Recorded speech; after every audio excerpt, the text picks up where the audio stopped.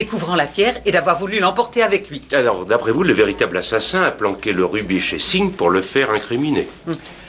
Si Singh n'est pas le meurtrier, alors qui? Et Caroline Hazlitt. Elle est là.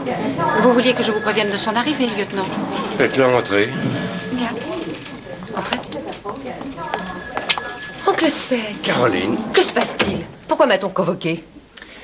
J'en sais rien. Il s'agit d'argent, mademoiselle Hazlitt. 32 000 $ d'après mes renseignements, et ça pourrait être bien plus. J'avoue que je ne... Quand la nouvelle du meurtre a éclaté, nous avons reçu un appel de monsieur Fred Jenner, de la chaîne des magasins Del Marva. C'est par vocation que vous faites des emplettes? J'adore les belles choses et j'en ai les moyens, inspecteur. Vous avez les moyens. Si vous avez quelque chose à préciser, veuillez vous exprimer clairement. Monsieur Jenner a plusieurs fois essayé de se faire rembourser le prix de vos folies, mais sans succès. Il y a 15 jours, il a téléphoné à votre défunt père qui lui a répondu « Les dettes de Caroline sont ses problèmes ». Je le cite. Si vous pensez que j'ai tué mon père afin d'hériter, vous êtes cinglé. 32 000 $. Mais je pourrais emprunter au moins le double avec mes bijoux. Oh non, lieutenant. Si vous cherchez un mobile, vous savez que mon héritage fait figure de bol à côté de ce que ma belle-mère aura. D'autre part, pendant sa lune de miel, elle a fait souscrire à mon père une assurance vie colossale. La chère Alice va toucher des millions. Des millions. Ah, savez-vous où se trouve Alice? Elle est sûrement dans le grand salon en train d'évaluer ce qu'elle peut obtenir des tableaux.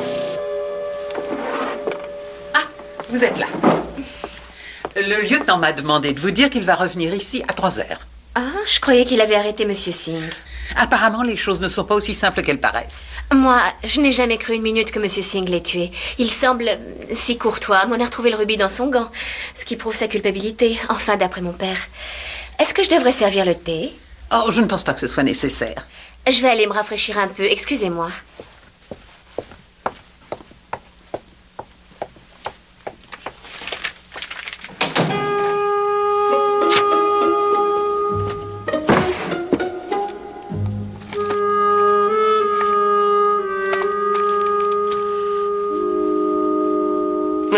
D'après le laboratoire, le tabac qu'on a retrouvé dans le pêne de la porte était turc. Qu'en pensez-vous? Le contraire m'eût beaucoup étonné, lieutenant. Ouais, vous le saviez déjà. Ils vont plus vite chez vous que chez moi. Eh bien, c'est une preuve de plus du complot monté contre Monsieur Singh. En fait, n'importe qui aurait pu prendre une cigarette du paquet que Monsieur Singh avait laissé sur la table. Lieutenant Ames, vous comptez me retenir pendant combien de temps encore? Ça dépend de vous, madame. Je me suis mis en rapport avec la compagnie d'assurance de votre mari. Attendez, lieutenant.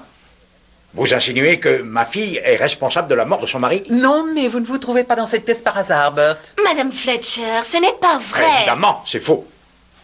Vous ne vous rappelez pas? Elle a failli y laisser sa La vie. meilleure façon d'éloigner les soupçons était de faire croire que vous avez failli y passer vous-même. Faire croire? Vous avez sans doute fait démarrer votre voiture vous-même, puis vous avez attendu dehors près de la porte que l'on vienne, alors vous avez fait semblant de vous trouver mal à ce moment-là. Mais c'est insensé. Bien sûr, voyons. Vous l'avez vue? Elle a été vraiment intoxiquée. Alors pourquoi a-t-elle refusé d'aller à l'hôpital si rien ne la retenait chez elle hier soir? Une belle fille d'un milieu modeste épouse un monsieur âgé mais riche et fait de nombreux projets, entre autres celui de tuer son mari. Arrive Singh, qui parle d'une malédiction, et voilà l'occasion toute trouvée. Non, c'est faux, je t'en prie, papa, aide-moi à les convaincre. Inutile, monsieur Davis. Lorsque Madame Fletcher a trouvé la cigarette utilisée pour trafiquer le loquet, ce fut le déclic. Vous avez prétendu avoir arrêté de fumer. Or, je sais que vous avez caché un paquet de cigarettes dans un tiroir. Je n'ai jamais dit une chose pareille, mais Richard voulait s'en persuader. J'ai essayé d'arrêter pourtant. Invraisemblable. Elle fume des Anglaises, pas des Turcs. Et comment savez-vous que la cigarette découverte était turque, Bert? Le lieutenant Ames vient de recevoir le résultat de l'analyse. Oui, il vient de le dire. Non, désolé. Papa. Alice, ne les écoute pas. Ils mentent. Je ne crois pas.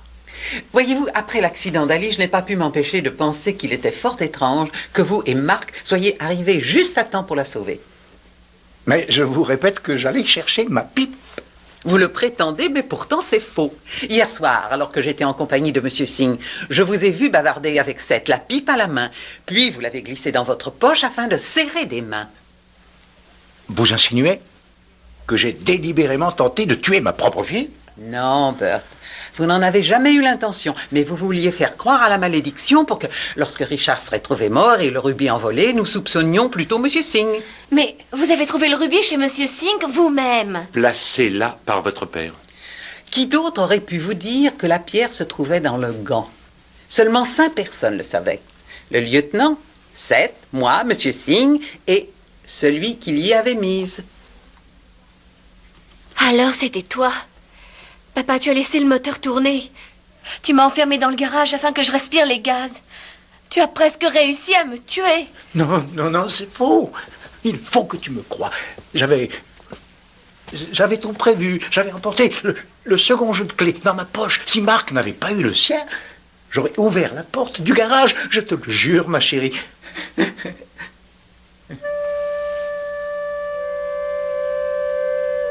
C'était de sa faute. J'ai compris quel homme était Richard. Un être possessif, avide de pouvoir. Et il t'avait épousé, il se servait de toi pour rehausser son image de marque. Quel genre de vie tu aurais pu mener avec cet individu? Mais avant, tu devais hériter. On aurait pu être heureux ensemble. On aurait mené grand train, sans jamais avoir besoin de dire merci à quiconque, ma fille. À personne. Tu me crois? Tu me crois, n'est-ce pas? C'est pour toi que j'ai fait ça. Hein?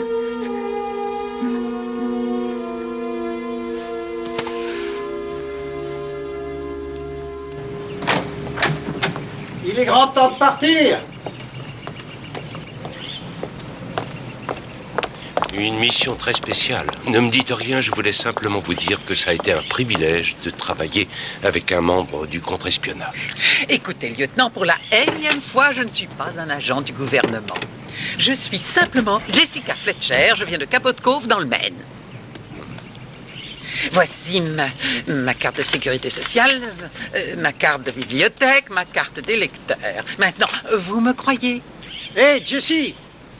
Dépêchez-vous si vous voulez voir votre agent avant qu'il parte pour Moscou. Des faux papiers extraordinaires, nos services secrets.